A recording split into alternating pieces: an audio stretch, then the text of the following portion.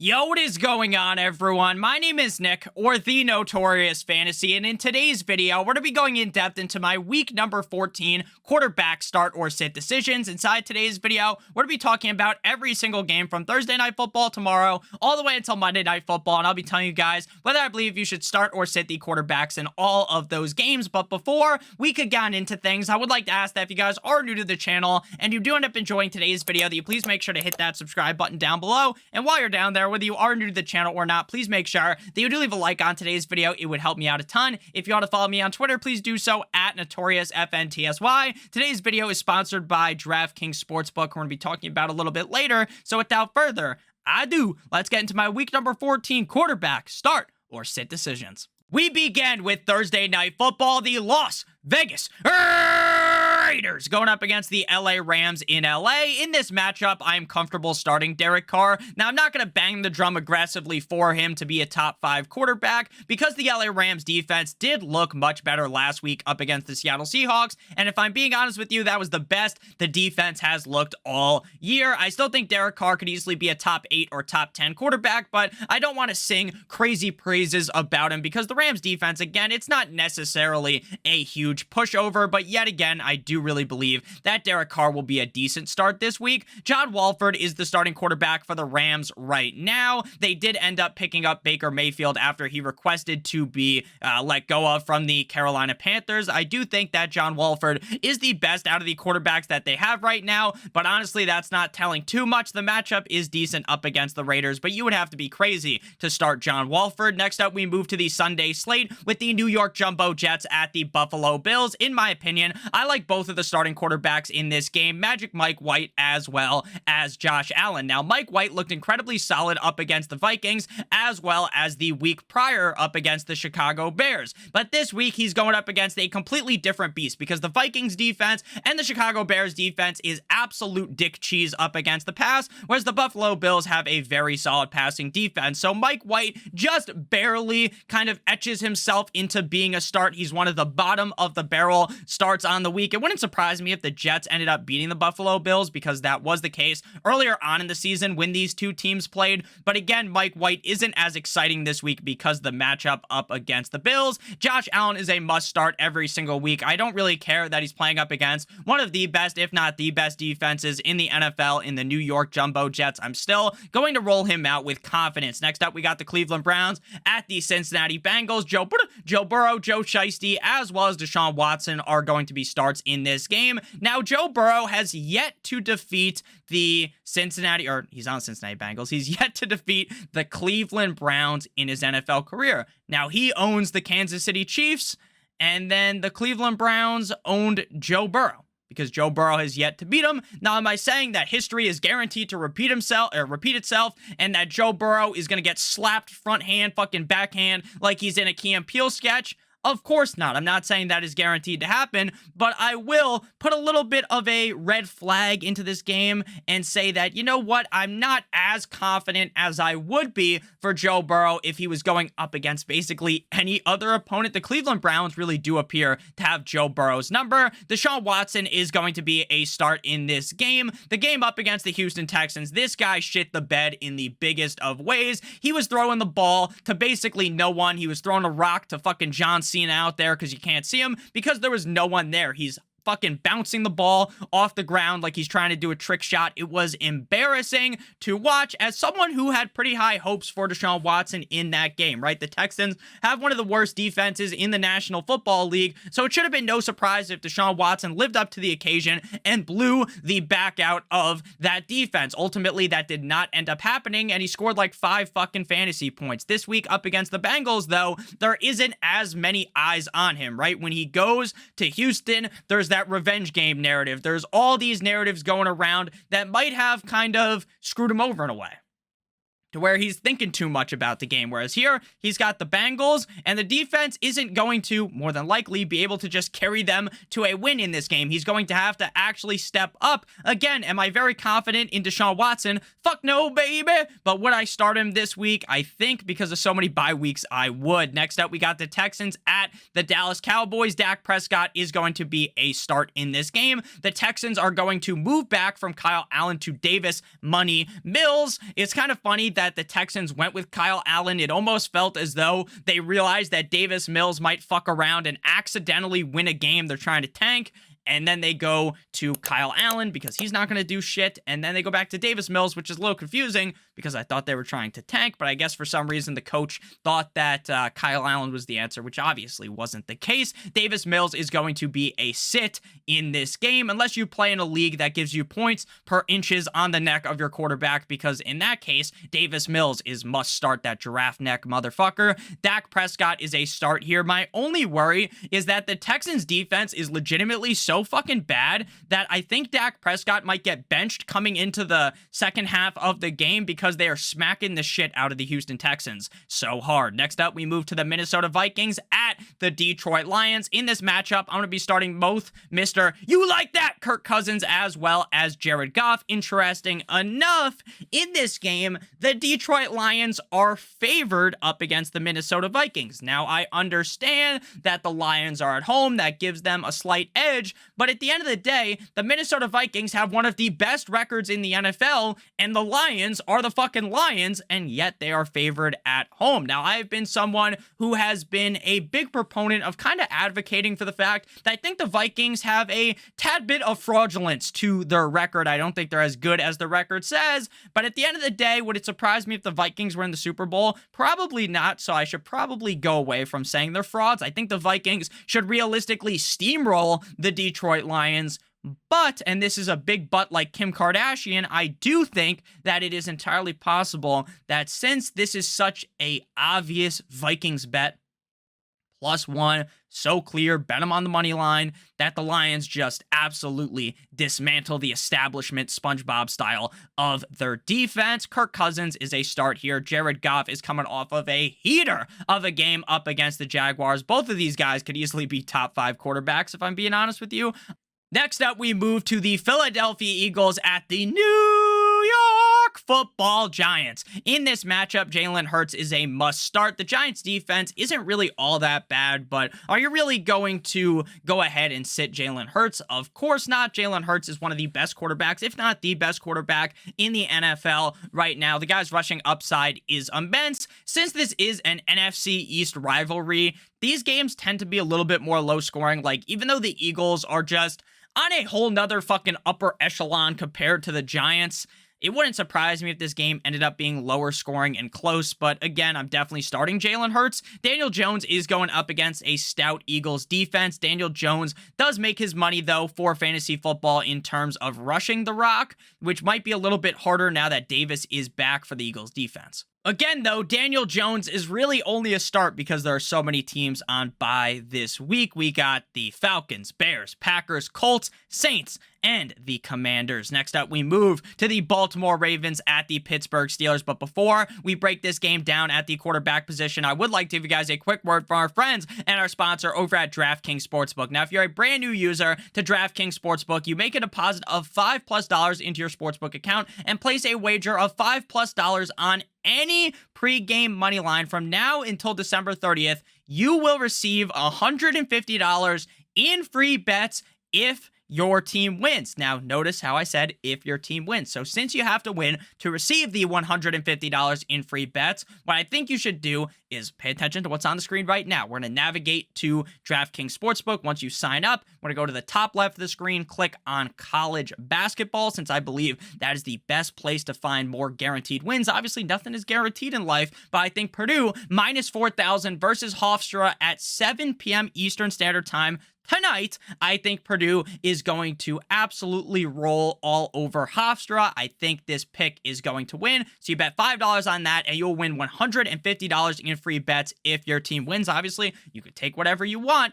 but if you live in Maryland, also important to note, you'll actually receive $200 in free bets instead. And these free bets are valid for 7 days, 168 hours from the time that the free bets are placed into your account. So make sure you use them before they disappear, because obviously you don't want to take advantage of this promo and then waste the $150 in free bets. Back on into things here. Ravens at the Pittsburgh Steelers. Tyler Huntley is going to be a start for me. We did see Tyler Huntley be relevant for fantasy football last year when Lamar Jackson ended up getting hurt. Now, this matchup is far from ideal up against the Pittsburgh Steelers. Tyler Huntley is one of the bottom of the barrel starts, but with the rushing upside that he has, it wouldn't surprise me if he was a very fantasy relevant quarterback in this matchup. Kenny Pickett is going to be a sit for me. I do think he's a relatively talented quarterback, but I just don't really see him laying the hammer to the Ravens defense in this spot. Next up, we got the Jacksonville Jaguars at the Atlanta Titans. It was reported that Trevor Lawrence is up in the air to play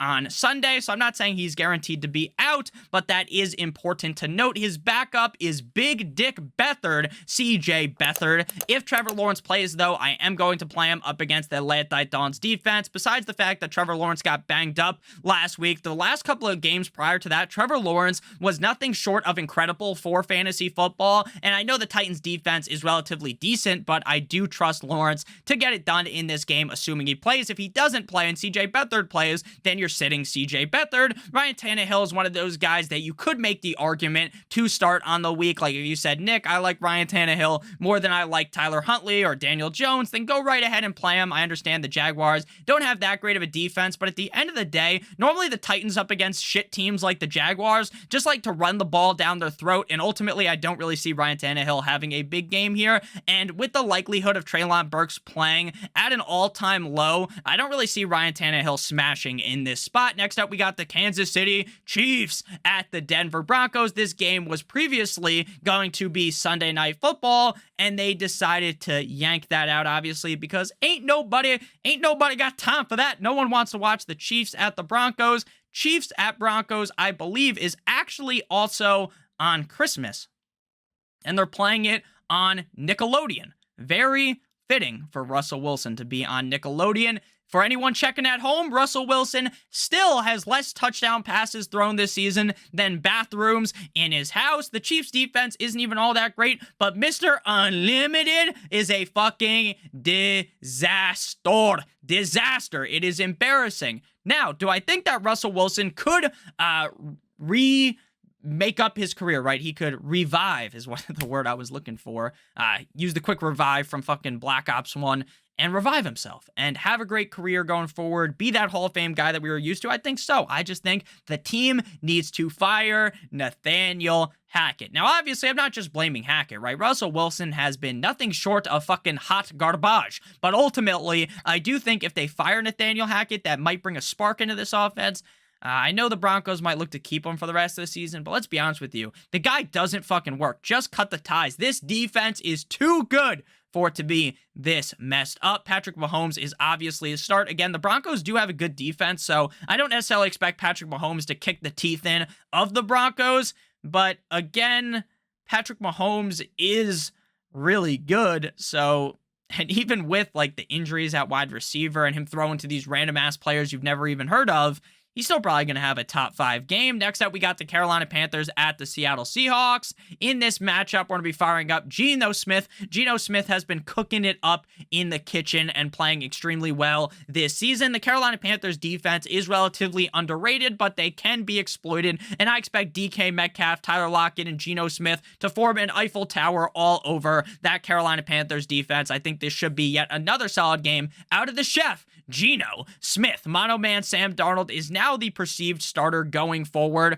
for the Carolina Panthers. The Seahawks defense does have its holes as well, but again, you'd have to be certifiably fucking insane to play Sam Darnold in this matchup. Sam Darnold simply, while he is the guy for the team, maybe helps DJ Moore out a ton. Do you really expect Sam Darnold to finish anywhere near the top 18 at the quarterback position? The answer should be no. Next up, we got the Tampa Bay Buccaneers at the San Francisco 49ers. Brock Purdy, horse cock Brock, baby. I miss my guy horse cock Lock, so now we got horse cock Brock. Sounds pretty good. Brock Purdy slayed my Dolphins, filleted the Dolphins like they were the fucking Filet-O-Fish. It was embarrassing to watch. The Miami Dolphins defense got fucking exposed. exposed like Kim Kardashian and Ray J, or Kim Kardashian and Chris Paul this time out. But yeah, Brock Purdy, man, oh man, oh man, he actually looked good. And maybe that's just a sentiment to the fact that the 49ers system is so fucking good that Jimmy Garoppolo isn't really good, which I've kind of always been an advocate for, saying that he's not the best. The system is just so good, that's why he flourished, and that's why Brock Purdy flourished on Sunday. Now, the Buccaneers are going to have a week of watching the film. They're going to see up against, did you guys watch, against the Cardinals when the game was over? Mexico City. Brock Purdy came into the game because Jimmy G slapped the fuck out of the Cardinals, and Brock Purdy went to hand the ball off. He either looked right or left, and the running back ran the opposite direction. So he handed the ball off to fucking Manti Te'o's girlfriend and then ran the ball. It was very fucking funny. Brock Purdy might not be as bad. Like, he was literally Mr. Irrelevant in the NFL draft, but he didn't look that bad.